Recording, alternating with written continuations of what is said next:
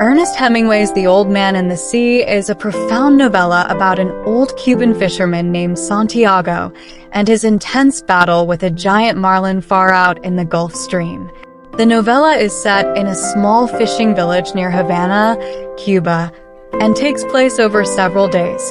Despite its simple premise, the novella is a powerful meditation on perseverance, human dignity, the struggle between man and nature, and the existential quest for meaning.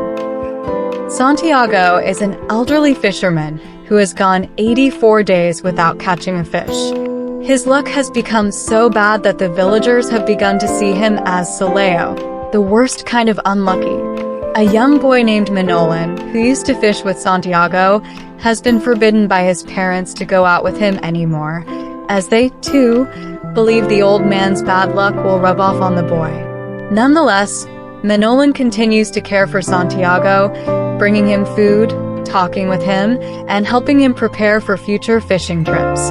The relationship between Santiago and Manolin is a central element of the story, symbolizing the passing of knowledge, love, and tradition between generations. Despite his age, Santiago is not a man who gives up easily. He is determined to end his unlucky streak and sets out alone in his small boat, or skiff, searching for a great catch.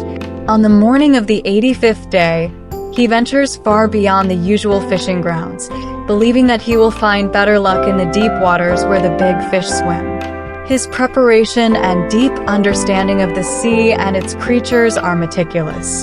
Santiago is a seasoned fisherman who has lived a long life shaped by the rhythms of the sea, and Hemingway portrays him as a figure of quiet dignity and unbreakable spirit. After hours of waiting, Santiago feels a tug on his line. He has hooked a fish, and from the pull of the line, he realizes it is a giant marlin, bigger than any he has ever caught before.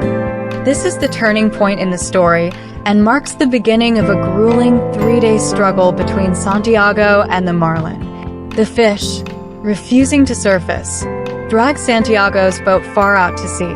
Instead of trying to overpower the fish immediately, Santiago lets it pull the boat, knowing that both he and the marlin are locked in a test of endurance.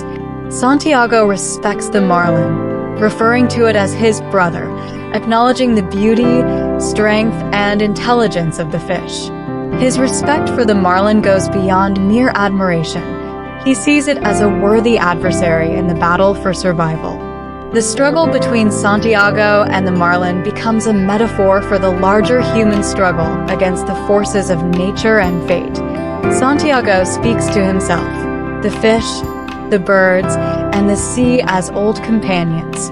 His internal monologues reveal a man who is deeply philosophical, constantly reflecting on his own life, his failures, and his desires. Santiago's pride as a fisherman is intertwined with his identity as a man, and the battle with the marlin becomes symbolic of his need to prove to himself, if not to others, that he is still capable, strong, and worthy of respect. As the hours stretch into days, Santiago is physically exhausted, his hands cut and blistered from holding the line. He suffers through hunger, dehydration, and lack of sleep, yet he refuses to give in. His body may be old and frail, but his willpower remains unshaken. He draws strength from memories of his youth, particularly his time as a fisherman and a man who once arm-wrestled the strongest man in the docks for an entire day and night. These memories of past triumphs sustain him, even as his body weakens. On the 3rd day, Santiago finally succeeds in bringing the marlin close to the boat. After days of resistance, the fish begins to tire, and Santiago, gathering all his remaining strength, harpoons it. He lashes the marlin to the side of his boat, victorious but also weary and contemplative. He recognizes that killing the fish is necessary for survival, but he feels a deep sense of loss and guilt. In its nobility and strength, the marlin was more than just prey. It was a creature Santiago felt connected to on a spiritual level. Hemingway's portrayal of this relationship between man and fish reflects the broader theme of man's complex relationship with nature. Santiago's triumph is bittersweet, highlighting the delicate balance between survival and the destruction of something beautiful. As Santiago begins the long journey back to shore with the marlin tied to his boat, he dreams of how much the fish will fetch at the market, imagining the pride he will feel when he returns to the village with such a great catch. However, his victory is quickly overshadowed by another force of nature, the sharks. Drawn by the marlin's blood scent, a group of sharks begins to follow Santiago's boat. The first shark that attacks is a mako shark, and Santiago kills it with his harpoon. But as more sharks come, Santiago fights them off with whatever tools he has left, a knife tied to an oar, then eventually a club and the tiller of his boat. Despite his valiant efforts, the sharks tear apart the marlin bit by bit, and by the time Santiago reaches the shore, all that remains of the once magnificent fish is its skeleton. This sequence of events is one of the novella's most tragic and poignant moments. Santiago's ultimate defeat by the sharks highlights the futility of human efforts in the face of forces beyond control. Hemingway presents a world in which nature is indifferent to human suffering and success. Santiago's heroic battle with the marlin is undone by the sharks, creatures that represent the destructive, uncaring aspects of the natural world. Yet, despite this defeat, Santiago's journey has a sense of triumph. He has fought with courage, skill, and dignity, and even though the marlin is lost, Santiago himself is not diminished by the experience. Santiago arrives back at the village in the dead of night, too exhausted to even carry his fishing gear. He stumbles home and falls into a deep sleep, dreaming once again of lions on the beaches of Africa, a recurring image in the novella that represents Santiago's youthful vitality and his enduring spirit. The next morning, the villagers find Santiago's boat with the skeleton of the marlin still tied to its side. They are amazed at the size of the fish and impressed by Santiago's feat, even though there is little left of the marlin. Marlin, who has been worried about Santiago, vows to fish with him again, despite his parents' earlier objections.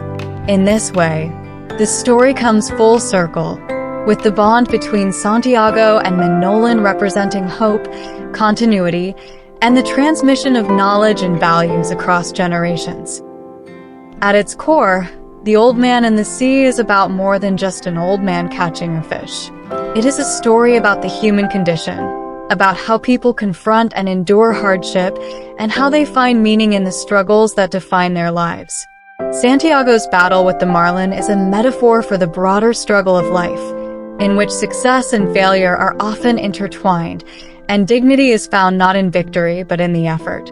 Hemingway's sparse, direct prose captures the elemental nature of this struggle, imbuing the novella with a sense of timelessness and universality. The novella also explores themes of isolation and connection. Santiago is physically alone for much of the story, yet he never feels completely isolated. His connection to the sea, the creatures he encounters, and his memories of Marlin and his past give him a sense of purpose and continuity. Even amid his solitary struggle, Santiago is part of a larger web of life, connected to the natural world and the people who care about him. Hemingway's portrayal of Santiago is one of quiet heroism. Santiago is not a grand mythic figure, but an ordinary man who faces extraordinary challenges with grace and determination. He does not seek glory or recognition. His struggle is a private one, undertaken for his own sense of self-worth and dignity. In this way, Santiago embodies Hemingway's ideal of manhood, a man who confronts adversity with courage, who maintains his dignity in the face of defeat, and who finds meaning in the struggle itself. The Old Man and the Sea is a rich, multi-layered story that resonates with readers on many levels. It is a tale of physical endurance, moral courage, and the eternal conflict between man and nature. Through Santiago's journey, Hemingway offers a profound commentary on the nature of life, the inevitability of loss, and how people find dignity and purpose in their struggles. Santiago may have lost the marlin to the sharks. Still, His spirit remains undefeated, and this resilience in the face of adversity makes The Old Man and the Sea a timeless and inspiring work of literature.